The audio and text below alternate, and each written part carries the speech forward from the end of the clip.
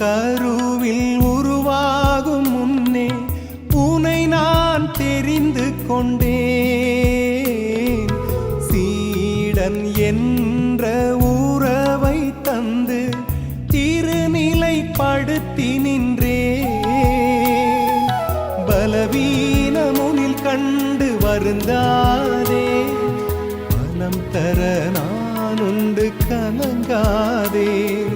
பலவீனமுனில் கண்டு வருந்தாதே, பலம் தர நான் உண்டு கலங்காதே. தொடர்ந்து போராடு,